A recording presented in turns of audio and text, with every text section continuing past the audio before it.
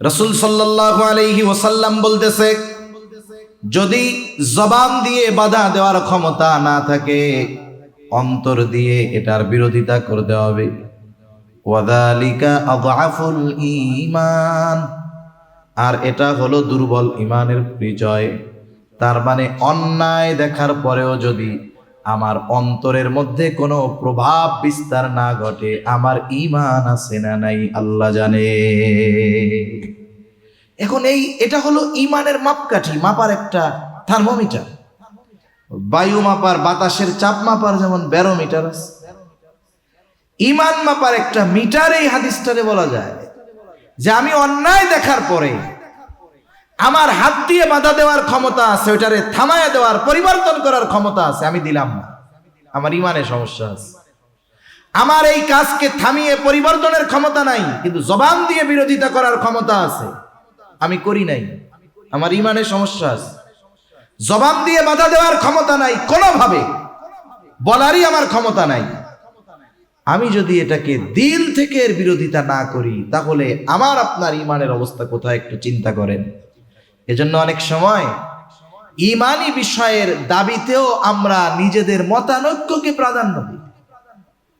আমার এক ভাই যদি ঈমানের জন্য ডাকে, ওইখানে যদি কোনো ছল চাতুরির সম্ভাবনা না থাকে, বদ উদ্দেশ্য না থাকে, আমি যদি সুনিশ্চিত হই যে এই মানুষগুলো আমাকে একনিষ্ঠভাবে দ্বীনের জন্য ডাকছে, তাহলে দল না দেখে, ব্যক্তি না দেখে, ওই দাবির পক্ষে নিজের আওয়াজকে বুলন্দ করা, নিজের অ্যাবিলিটি, নিজের সামর্থ্য অনুযায়ী তাদের সহযোগিতা করা, এটা ঈমানি দায়িত্ব, ঠিক কিনা বলেন? এই জন্য মনে রাখতে হবে, ঈমানি বিষয় নিয়ে আমরা কখনো এমনটা করব না যে কারা ডাকলো, কারা, এইসব কোনো কিছুর মধ্যে আমরা যাব না। কারণ এই পাপাচারের কারণে যদি আযাব গজব আসে, এটার থেকে আমরাও বাঁচতে পারবো না। তবে আল্লাহ তাআলা আমাদেরকে সমূলে শেষ করে দেন না আখেরি নবীর উম্মত হওয়ার কারণে। আল্লাহ তাআলা জল স্থলে যে বিপর্যয় দেন, এটা আমাদেরকে সমূলে ধ্বংস করে দেওয়ার জন্য দেন না।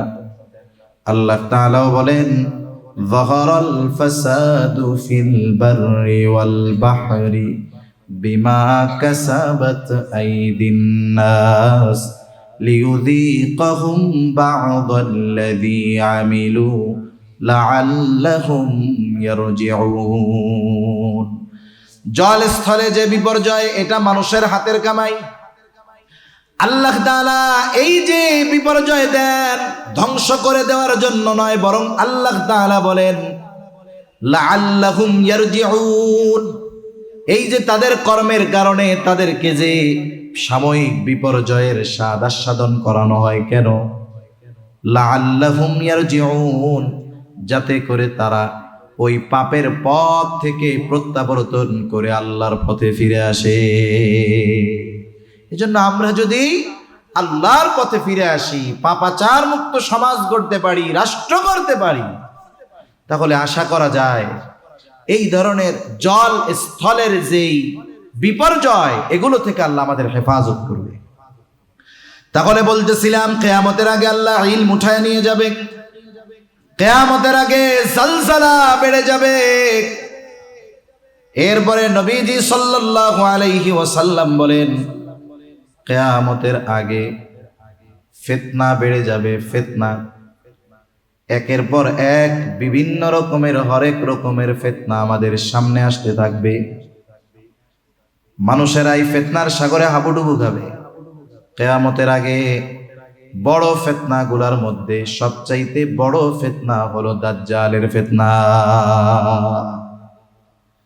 এজন্য দাজ্জাল এই পৃথিবীতে আসার প্রেক্ষাপট, ক্ষেত্র আস্তে আস্তে তৈরি হইতেছে। একদল মানুষ দাজ্জালের আগমন, এটাকে ত্বরান্বিত করার জন্য পৃথিবীবাসীর মেজাজ তৈরি করতেছে। একটা বিষয় সমাজে প্রতিষ্ঠা করার আগে ওই বিষয়টাকে আগে সমাজের মানুষের কাছে নরমাল বানাইতে হয়। যেমন আজ থেকে 20-25 বছর আগে একটা একই স্কুলে একই ক্লাসের ছাত্রছাত্রী, একই এলাকায় বা পাশাপাশি বাড়ি, ছেলে আর মেয়ে, একই স্কুলে পড়ে, একই ক্লাসে পড়ে, বাড়িও পাশাপাশি, এদের ক্লাসের সময়ও তো এক, তাই না?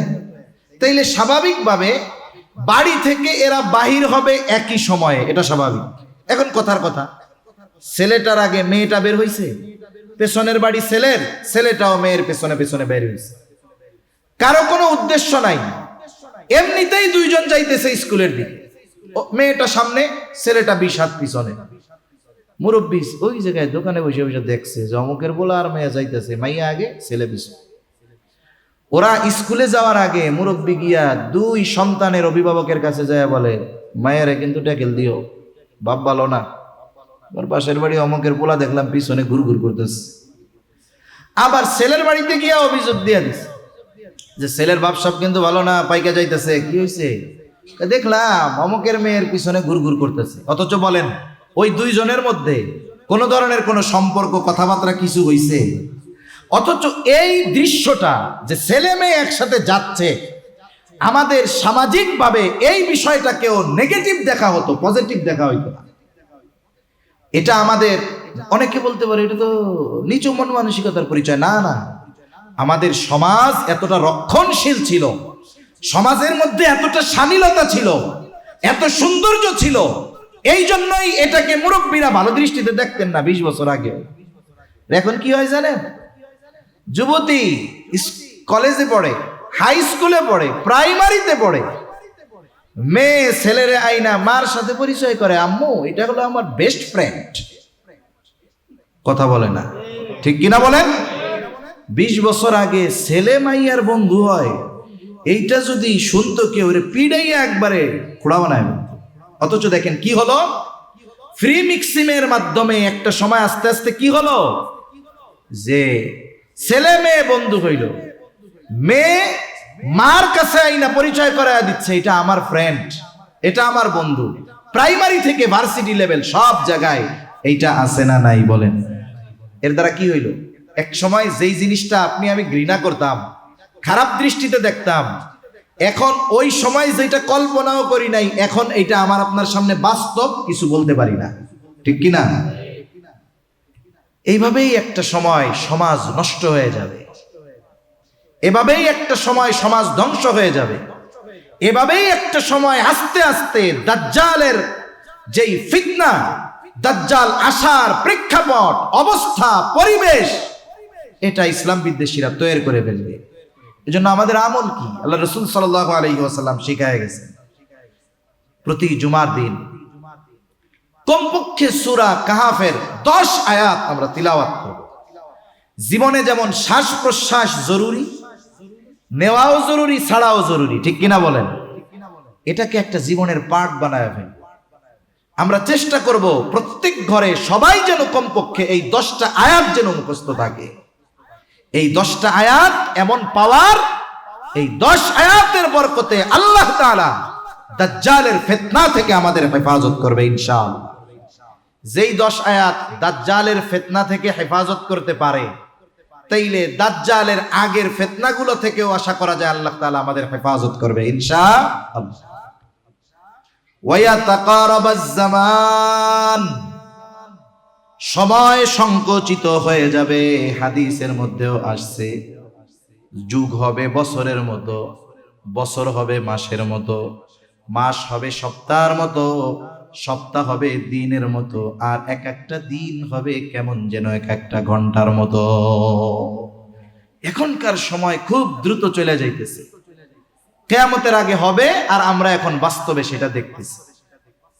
এরপরে কি হবে? নবীজি সাল্লাল্লাহু আলাইহি ওয়াসাল্লাম বলেন, হারজ বেড়ে যাবে, হত্যাকাণ্ড বেড়ে যাবে।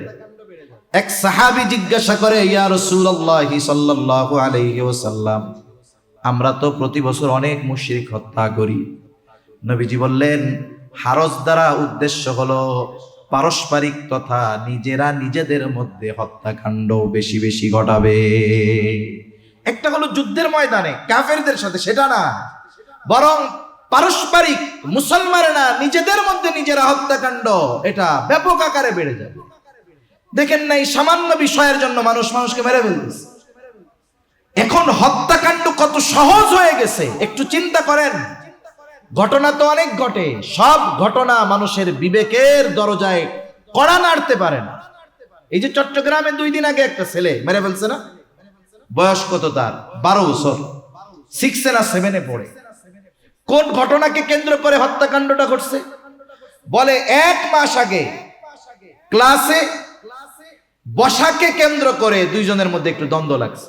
আমরা তো বলি 18 বছরের আগে নাবালক, এগুলা রুহের জগতে বয়স কিন্তু সেম, মনে রাখবেন। রুহ আমারটাও যেই দিন হইছে, বলে আজ থেকে 2000 বছর আগে দুনিয়ায় যে আসছে তার রুহ ওই একসাথেই বানাইছে।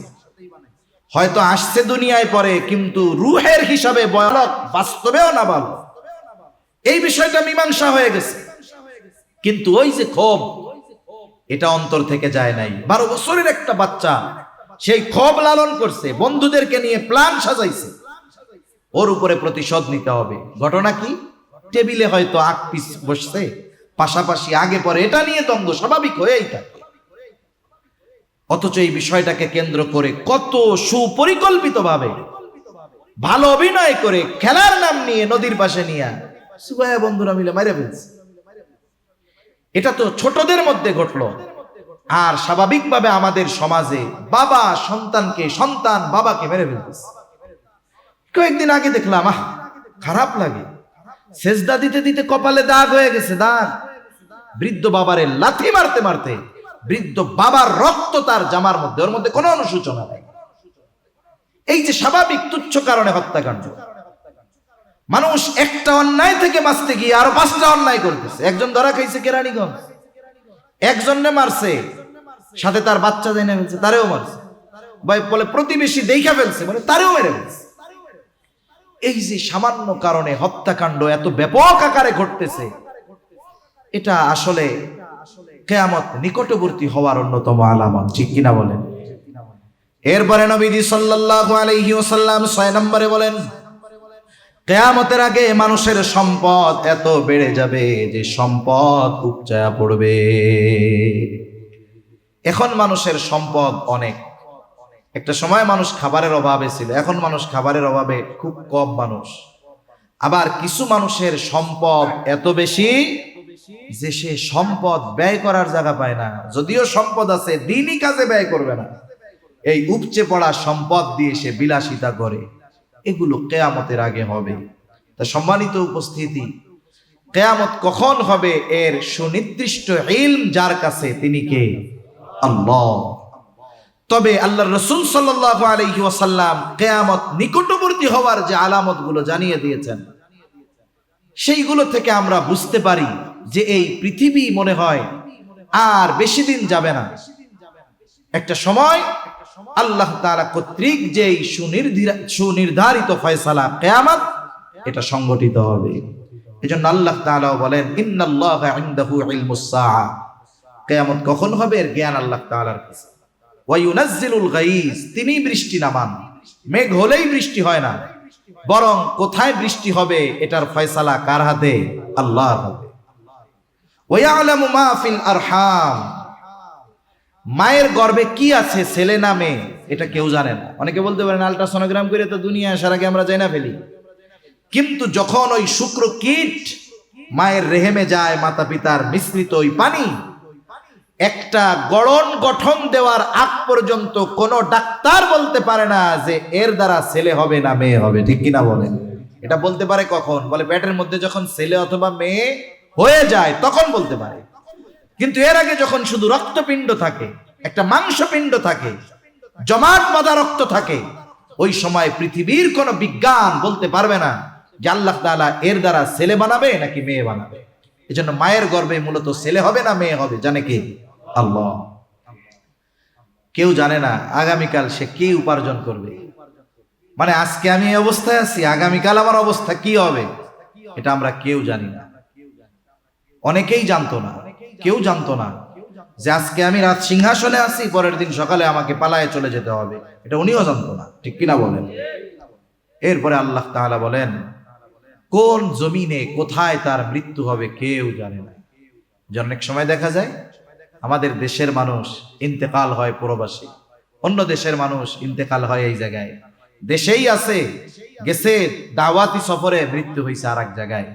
এই বিষয়গুলো, যদিও 5টি বিষয় মাফাতিহুল গায়েব বলা হয়, যদিও 5টি বিষয়, কিন্তু সমস্ত গায়েবের মূল এই 5 বিষয়ের মধ্যে চলে আসছে। আল্লাহ সুবহানাহু ওয়া তাআলা আমাদেরকে এই বিষয়গুলোর উপরে যথাযথ বিশ্বাসী হওয়ার তৌফিক আল্লাহ দান করেন। সকলে বলি আমিন। ওয়া আখিরু দাওয়ানা আলহামদুলিল্লাহি রাব্বিল আলামিন। আসসালামু আলাইকুম ওয়া রাহমাতুল্লাহি ওয়া বারাকাতুহু। সুবহানাল্লাহ।